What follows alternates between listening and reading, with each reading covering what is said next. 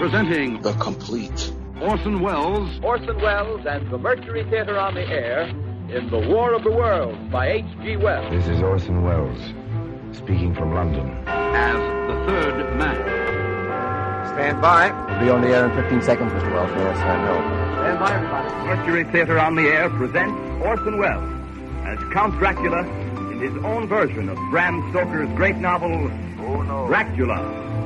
what evil lurks in the hearts of men? The shadow knows.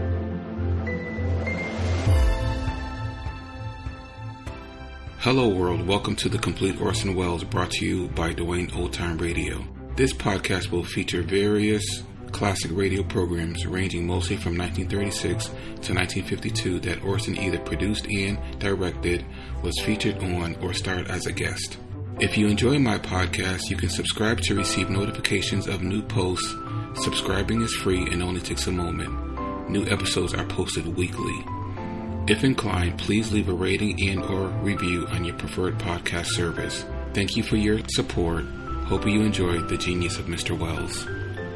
November, it is now November. We start November with the series titled The Free Company. The Free Company was a group of writers, actors, and radio workers who had come together voluntarily to discuss different topics, including basic liberties. They were unpaid, unsponsored, and uncontrolled. That is what their manifesto said. Just a group of Americans who wanted to share their thoughts on the country and freedom.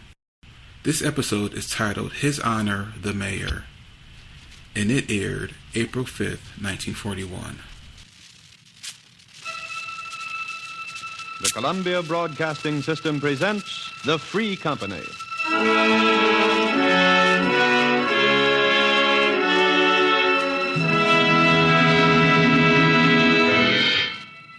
For what avail the plow or sail or land or life if freedom fail?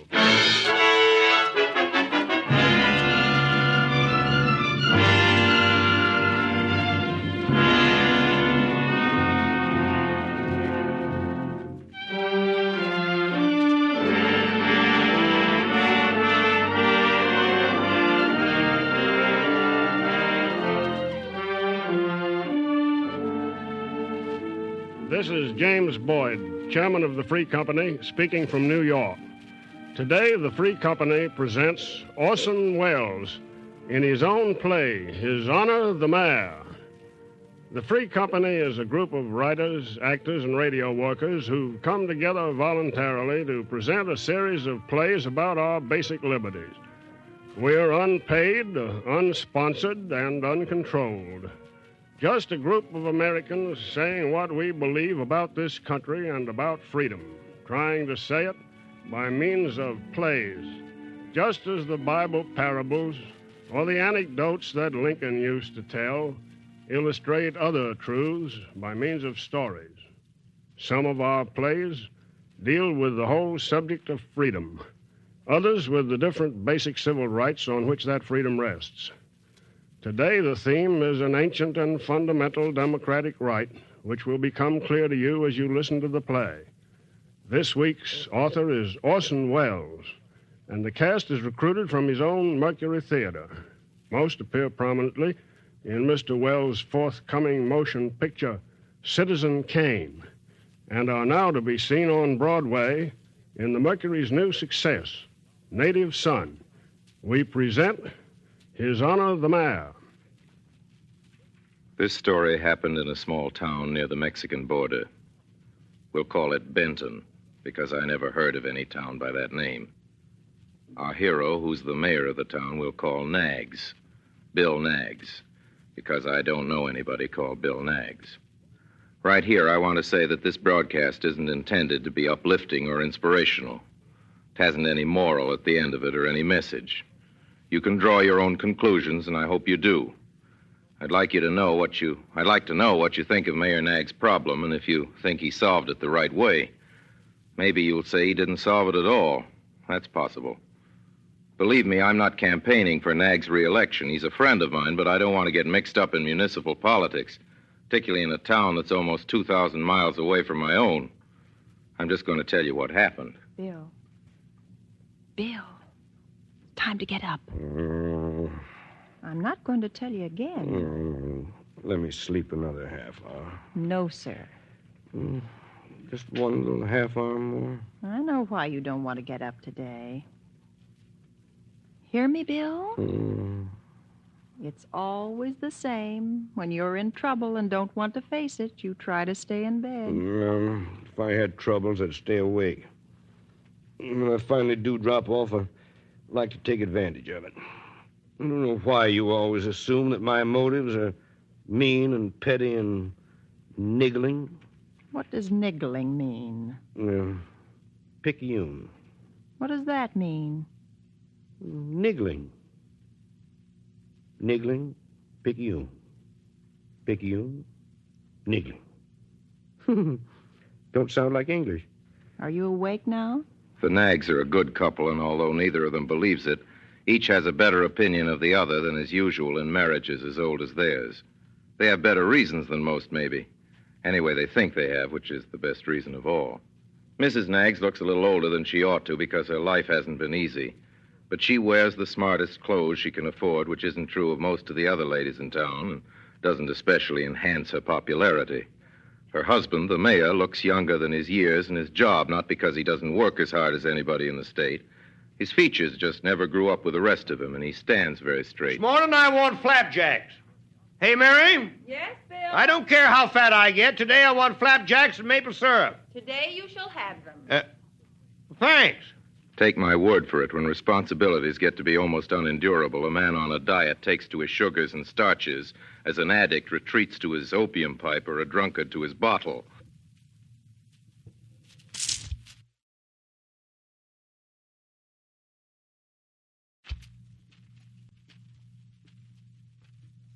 Diet takes to his sugars and starches as an addict retreats to his opium pipe or a drunkard to his bottle.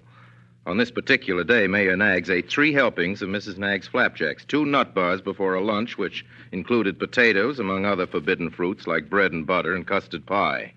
I won't reveal the full catalog of what His Honor consumed during the course of that day, but by the time he got to bed, claiming to Mrs. Nags that he'd lost 10 years of his life, she says he'd gained at least 5 pounds.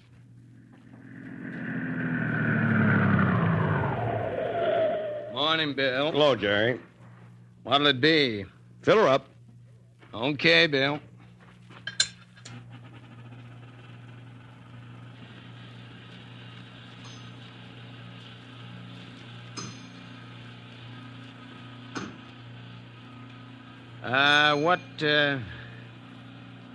What are you aiming to do about the meeting tonight, Bill? The White Crusaders rally. Don't know yet.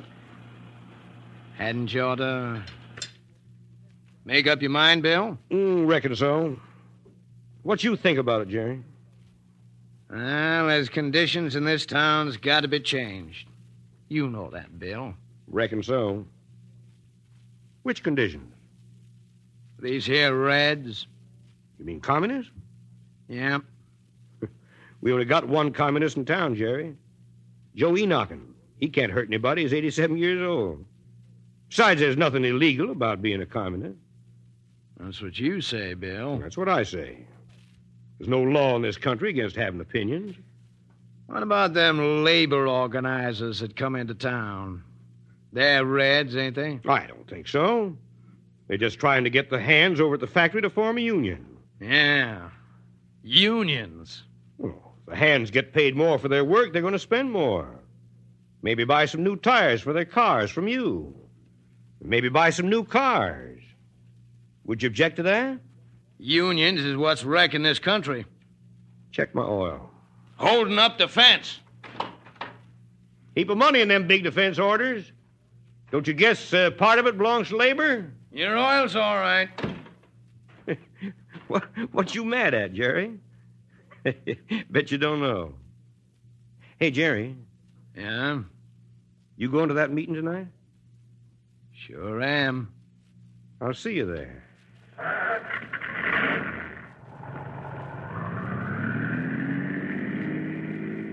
On his way to work, Mayor Naggs always looks in at the Carters after he's been to Jerry's garage. It's right next to the city hall. Carter's Drugs and Stationery. Morning, Mrs. Carter. Morning, Mr. Naggs. Here's your papers. Can't see how you ever get around to reading all them papers, Mr. Naggs. I get them from my conscience. Your conscience? Just take them all up and put them on my desk so as I can look at the words on the mastheads during the course of the day. All them big words like Dallas and Houston and Denver and Chicago, Seattle and New York. Makes me think I keep up with the world. Of course I don't. Mr. Naggs. What you going to do about that Crusaders rally? Mrs. Carter, what should I do? You oughtn't to let 'em hold it. It's going to make trouble. Them white Crusaders hanged a Mexican in Effigy last week. Yeah, with a sign on him that said I tried to vote. No telling what they'll do after this meeting.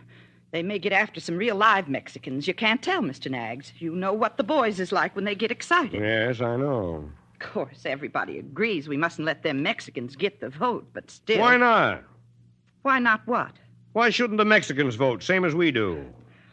Oh, Mr. Naggs, you know just as well as I do. I'd like to hear your reasons. Well, there's so many of them. Why, if we let the Mexicans vote, they'd run the whole town. Mrs. Carter, didn't folks ever tell you about all that federal money that I throw away on the Mexicans for their schools and whatnot?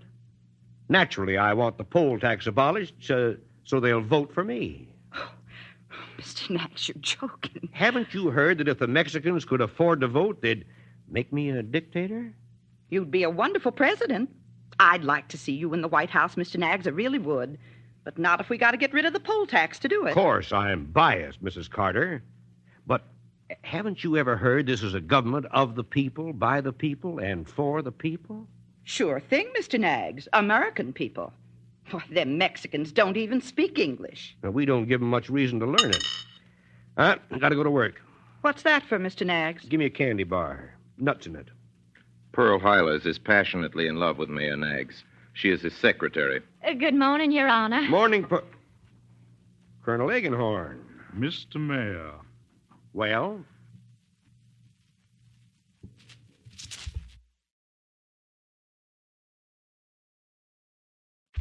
Well? Just for a moment, may I have your private ear? Come on into the office. Your Honor. Yeah? Lou Rudnick over at the Sentinel's been trying to get you. He says it can't wait. Put him on. Yes, Your Honor. It's about the White Crusaders. He wants to know if you're going to let that meeting go on tonight. He wants a statement for the paper. Get him on the phone. Yes, Your Honor. And don't call me Your Honor. I'll get right to the point. Well, thanks. The White Crusaders, Mr. Mayor. You may not realize it, but I have considerable interest in that organization. I know all about you, Colonel Eggenhorn. Do you, indeed? Yes, I do indeed. What do you know about me, Naggs? Well, I don't know how old you are or where you were born. You made $1 million on patent medicines before you moved into the county and built that big ranch. I know that.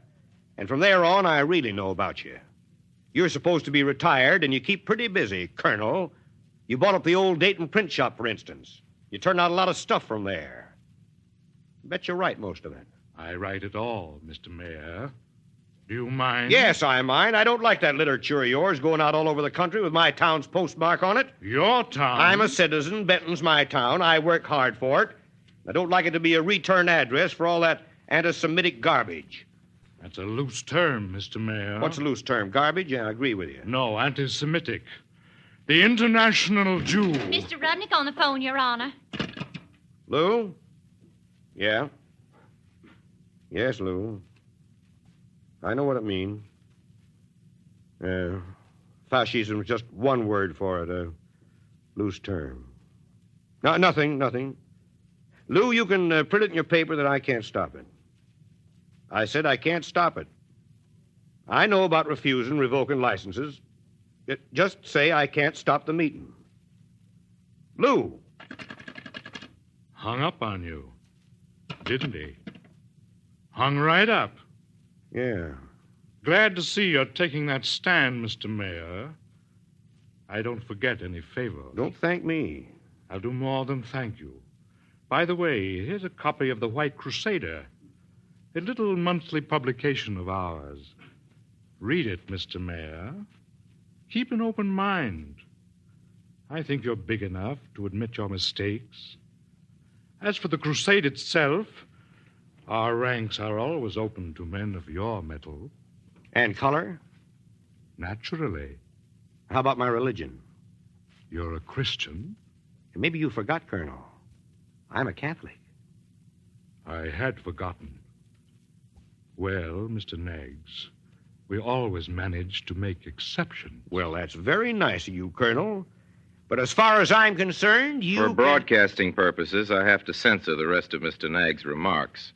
Enough to say that these remarks were unanswerable and that Colonel Eggenhorn left the mayor's office very red in the face and in quite a hurry.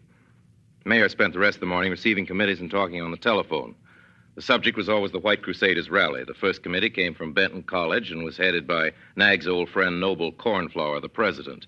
Second was semi-officially from the Chamber of Commerce, and the third was sent by the American Legion. Everybody telephoned. Nobody wanted the Crusaders to hold their meeting. Yes, Dr. Evers, I know what they stand for. I know. Well, we'll see. I said we'll see. Thanks for calling. Mrs. Dewey on the other line, Your Honor. I talked to her before. She's calling again. I've talked to everybody in town. Do I have to talk to them all twice?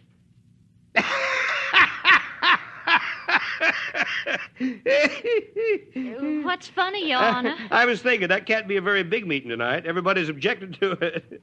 There ain't nobody left to attend. Your Honor. I know, Mrs. Dewey, and don't call me Your Honor. Tell her I'm out to lunch, and that's where I am, darn it. Out to lunch. Father Hatton and Mayor Naggs went to school together when they were kids. Now Father Hatton hears Mayor Naggs at confession every so often. They meet for lunch all the time. There was some coolness between them during the mayor's gambling reform a couple of months back when a fanatic, or at least tactless, member of the police, under orders to clean up every game in town, embarrassed one of the church's bingo socials. Nothing serious, though. Never any real difference of opinion. Bill, I don't agree with you. More coffee, Father. Thanks. I wish you did. It isn't just that these White Crusaders oppose the church. They're lined up against everything anybody could possibly mean by Christianity. I know. Worse than that, they've recruited every convenient branch of intolerance. They're anti-labor, anti-Semitic. Anti-everything but themselves. Yeah, there's a dozen more little clubs here and there like the White Crusaders. All those nuts are the same. Those nuts. Bill, that's what they said in Germany about the Nazis a while ago when Adolf Hitler was still on the soapbox.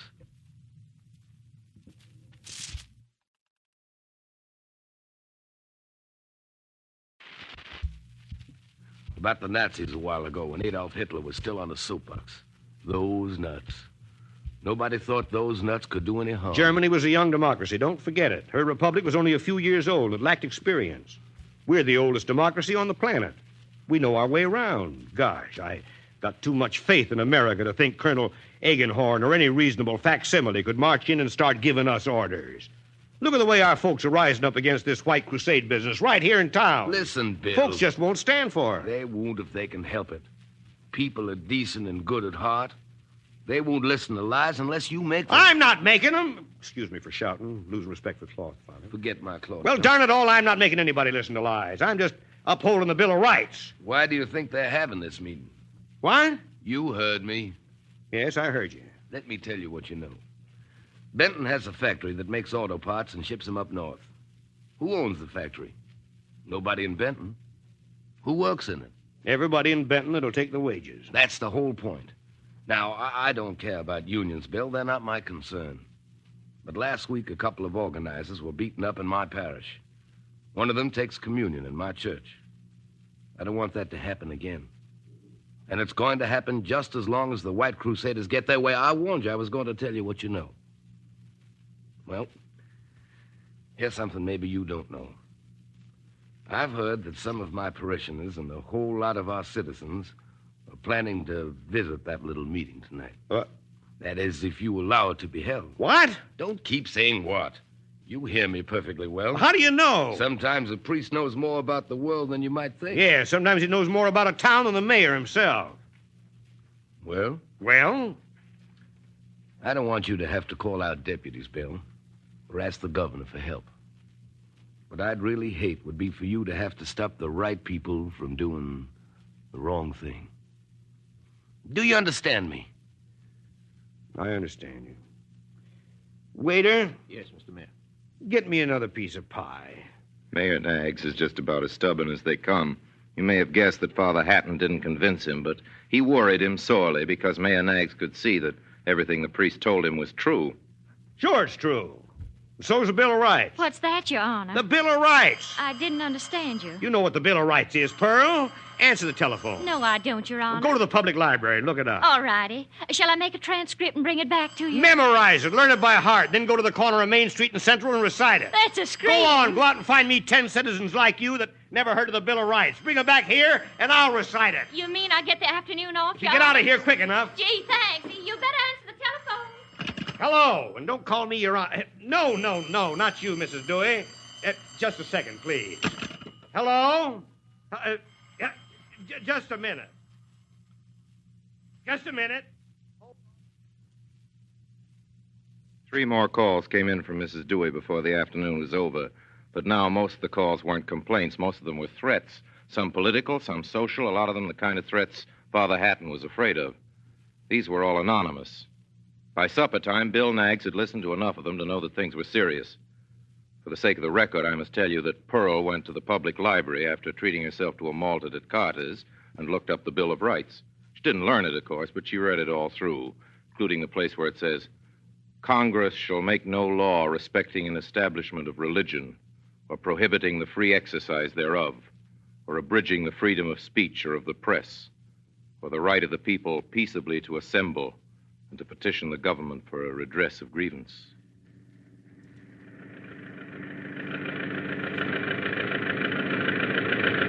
Hey!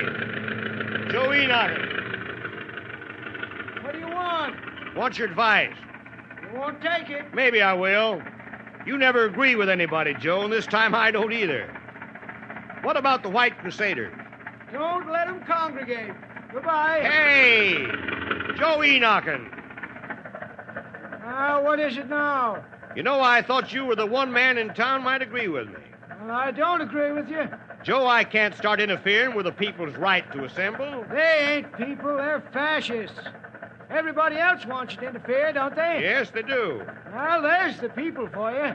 Everybody else. Ever hear of the will of the people? Ever hear of the Bill of Rights? Now, where'd the Bill of Rights come from? The will of the people. Where'd the Constitution come from? It didn't come down from Mount Sinai, Bub. God didn't write it. Listen.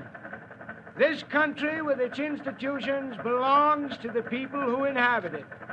Whenever they shall grow weary of the existing government, they can exercise their constitutional right of amending it or their revolutionary right to dismember or overthrow it. Naturally, you would advocate overthrowing the Constitution and the Bill of Rights, Joe.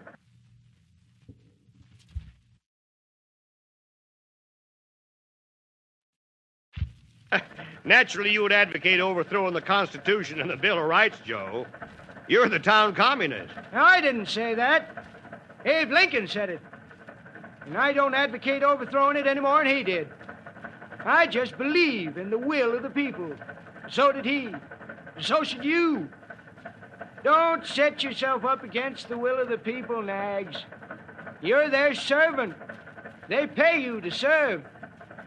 Besides, I ain't a communist. I'm an anarchist. Sit right down, Bill. Don't wash up unless you want to. There's creamed chicken and baked potatoes and hot bread. Mary, have you seen today's Sentinel? And chocolate cake for dessert. Says I'm going to lose my job. And I sent out for some ice cream. If I don't stop that meeting, I guess I will.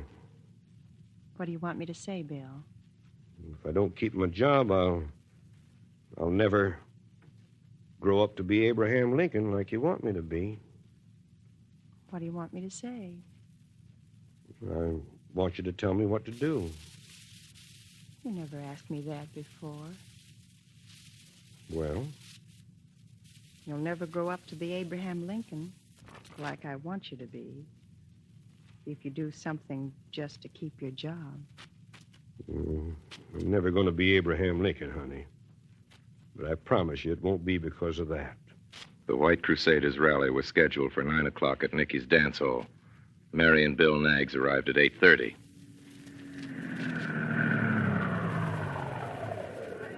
Mr. Naggs, Sheriff's been trying to get you. You didn't answer your phone. I know I didn't. What's he want, Sam? He wants to swear in some deputies. Tell him to sit tight.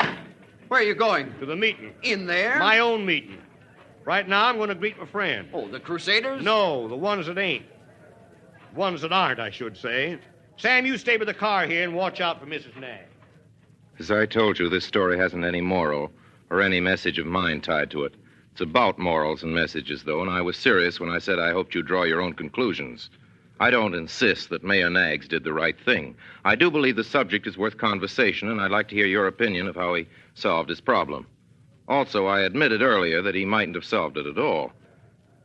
By 9 o'clock, the White Crusaders had gathered. A lot of the members may have been too scared to come because there wasn't much of a crowd inside the hall.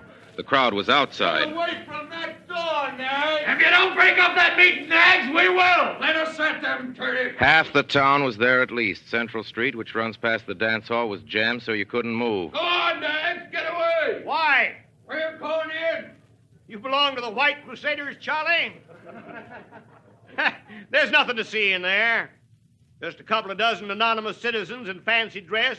There's nothing to hear. You know what they're talking about? We know! So do I. They're talking about scaring the Mexicans to keep them from voting for me. Talking about keeping unions out of the factories so the town don't get any more of that money from up north. Well, maybe that's all right. But here's something that ain't. They're talking about hating the Jews. We only got one Jewish family in the county. The Mankiewiczes. Anybody hate the Mankiewiczes? Anybody want to join the White Crusaders? No. We got a better club out here. Not so exclusive, but more fun. We're the Loyal Order of Fellow Men. We're supposed to love each other, you remember? The rules out here are easier to follow, and we didn't make them. Oh, shut up, Bill. We're going... What's that? You back there. Can't see you. What's your name? You got the floor. No further remarks? All right. The chair will resume. Why don't you break up that meeting? Because I'm holding one of my own. Friends, you all know perfectly well I'm demagoguing you. Sure. I'm demagoguing you, same as Colonel Agenhorn in there's demagoguing the Crusaders. Only I ain't fomenting and inciting a riot. Just the reverse. I ain't kidding you. You know I'm just filibustering until that gang breaks up. I don't like what's going on in there any more than you do. Believe me, I like it less than most of you. You say this is a free country and you got a right to stop a meeting if you want to. I say it's a free country and anybody can hold a meeting.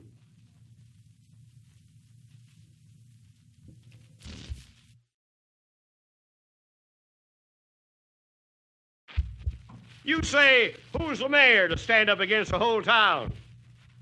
Or I say, who's the town to stand up against the mayor it elected? As long as I'm in office, the laws are going to be obeyed. That's what I'm paid for. If you don't like me, elect somebody else. If you don't like the laws, change them.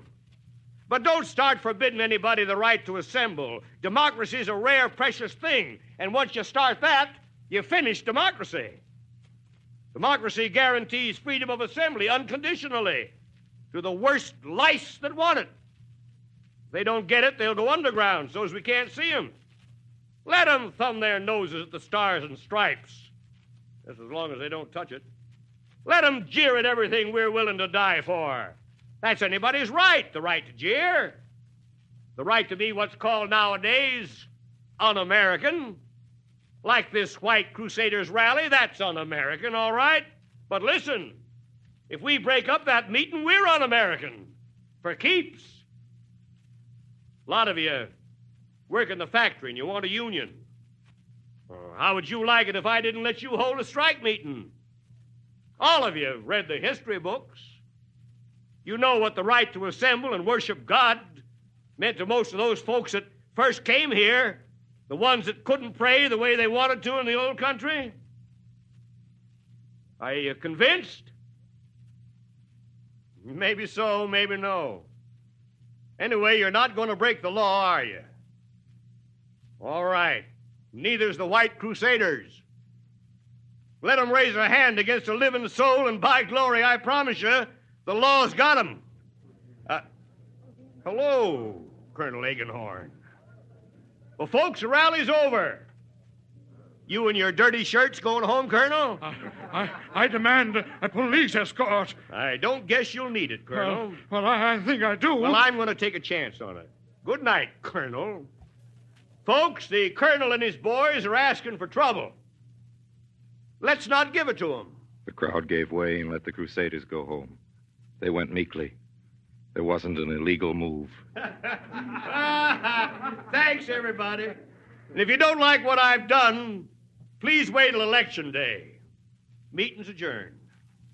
Then the crowd broke up. Mayor Naggs went back to where his wife was waiting for him in the car. And they drove home together.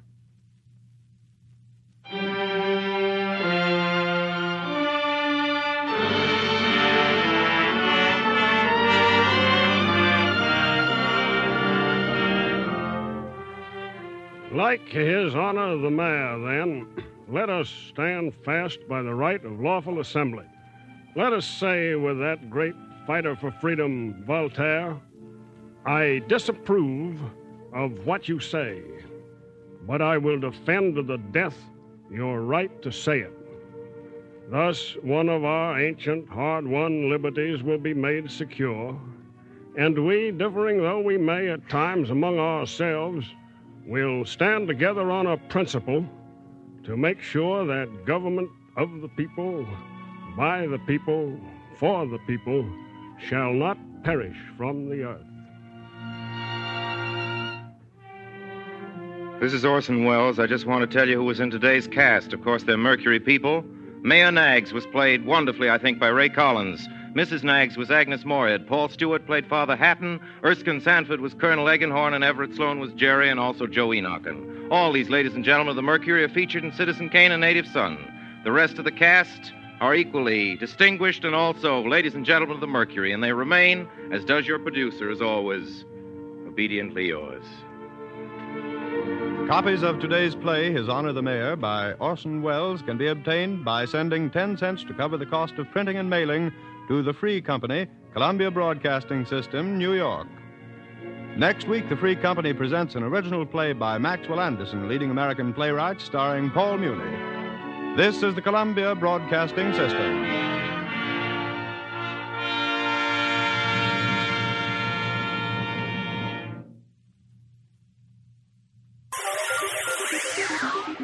Thank you for listening to and showing your support for my podcast. If you would like to receive notifications of when new episodes are posted, please subscribe to my channel. Subscriptions are 100% free, and they really help me get an idea of how I'm doing. You can also go to my website where you can listen to all of my podcasts for free, and you can also download episodes for free. The website is otr.duane.media. There is also donation information on there if you want to show your support or become a patron. You can email me at info@otr.duane.media. I'm also on Instagram at duane.otr. Well, hope you enjoyed, and until next time, stay safe, wish you well, and as always, peace.